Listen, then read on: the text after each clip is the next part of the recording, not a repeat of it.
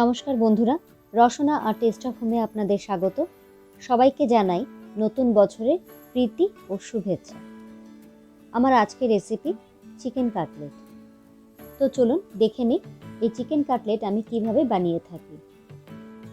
এখানে আমি 400 গ্রাম boneless chicken নিয়েছি, ভালো করে ধুয়ে ছোট ছোট টুকরো করে নিয়েছি। এটাকে এবার পেস্ট করে নেব। পেস্ট করে নিয়েছি, খুব ভালো মিহি পেস্ট হয়ে গেছে। এবার এতে আমি মিশিয়ে দিচ্ছি স্বাদ অনুযায়ী নুন,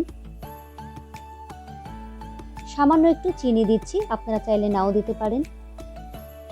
এখানে আমি 4টে কাঁচা লঙ্কা, 5টা রসুন আর 1 ইঞ্চি মতো আদা একসাথে বেটে নিয়েছিলাম, সেটাই 1.5 চামচ আমি দিয়ে দিচ্ছি।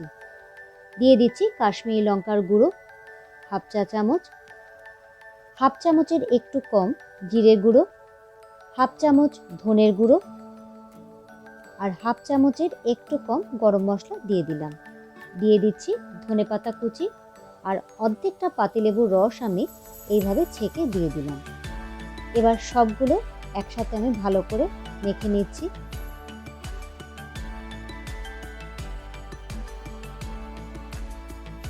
খুব ভালোভাবে মাখাটা হয়ে গেছে। এবার একটা বাটিতে আমি 2টো ডিম ফাটিয়ে দিয়ে দিলাম, ভালো করে বিট করে নেব। ডিমে কিন্তু আমি নুন দিইনি, এখানে আমি ব্রেড ক্রাম্বস নিয়েছি, এতে আমি সামান্য একটু নুন মিশিয়ে দিলাম, ভালো করে মিশিয়ে নিয়েছি। হাতে একটু সাদা তেল মাখিয়ে নিলাম। এবার এই কিমা থেকে কিছুটা আমি তুলে নিলাম, নিয়ে হাতে একটা শেপ দেব। দেখুন ঠিক এইভাবে একটা আমি শেপ করলাম। এবার এটা বিস্কুটের গুঁড়োর মধ্যে কোট করে নিলাম। হাতে একটা এইভাবে চেপে চেপে একটু শেপ দেব। তারপর ডিমের গোলার মধ্যে এটা এইভাবে ডুবিয়ে আবারও বিস্কুটের গুঁড়োর মধ্যে কোট করে নেব।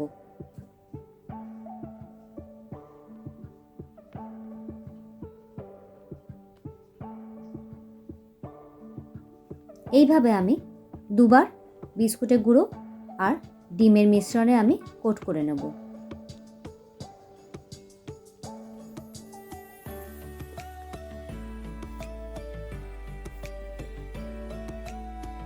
এরপর ভালো করে হাত দিয়ে এইভাবে চেপে চেপে একটা শেপ দিতে হবে। এইভাবে আমি একটা চপিং বোর্ডের ওপর রেখে হাত দিয়ে ভালোভাবে চেপে চেপে দিচ্ছি। তারপর এই রকম ছুরির সাহায্যে আমি দুপাশটা ভালোভাবে চেপে চেপে একটা সুন্দর শেপ দেওয়ার চেষ্টা করছি।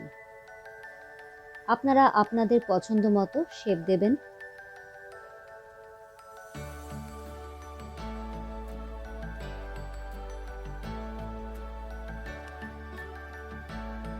দেখুন আমি সুন্দর চৌকো একটা শেপ দিয়েছি, আপনারা আপনাদের পছন্দ মতো দেবেন। সমস্ত কাটলেটগুলো আমার গড়া হয়ে গেছে। এবার এটা 15 মিনিট আমি ফ্রিজারে রেখে দেব। এখানে আমি রাইস ব্র্যান অয়েল ব্যবহার করেছি। 15 মিনিট পরে আমি কাটলেটগুলো ওতে ভেজে নেব। লো টু মিডিয়াম ফ্লেমে রেখে এই কাটলেট ভাজতে হবে। খুব বেশি হাই ফ্লেমে করা যাবে না, তাহলে ভেতরটা কাঁচা থাকবে, বাইরেটা ভাজা হয়ে যাবে। এইভাবে ওপর থেকে একটু একটু করে তেল দেবেন। এক পাশ ভালো করে ভাজা হয়ে গেলে তবেই উল্টে দেবেন। একটু সময় ধরে ভাজতে হবে, তবেই কাটলেটটা খুবই ক্রিস্পি হবে। দেখুন একটা লালচে ব্রাউন কালার এসে গেছে, তার মানে ভাজাটা আমার প্রায় হয়ে এসেছে। এবার গ্যাসটা হাই ফ্লেমে রেখে আমি কাটলেটগুলো তুলে নিচ্ছি, নিয়ে একটা টিস্যু পেপারের ওপর রেখে দিচ্ছি, যাতে এক্সট্রা অয়েলটা অ্যাবজর্ব করে নেয়। বাকি কাটলেটগুলো আমি এইভাবে ভেজে নিয়েছি। এখানে একটা ডিপ তৈরি করছি। আমি 1 মুঠো মতো ধনেপাতা দিয়েছি, 2টো কাঁচা লঙ্কা, 2টো রসুন, স্বাদ অনুযায়ী নুন দিলাম, সামান্য একটু চিনি দিলাম, আপনারা চাইলে চিনি নাও ব্যবহার করতে পারেন। আর দিয়ে দিচ্ছি 1 টেবিল চামচ মতো পাতিলেবুর রস। এবার আমি ভালো করে মিক্সিতে পেস্ট করে নিয়েছি। দেখুন সুন্দর পেস্ট হয়ে গেছে।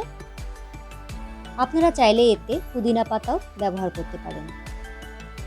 এখানে আমি সাজিয়ে দিয়েছি একটা প্লেটে।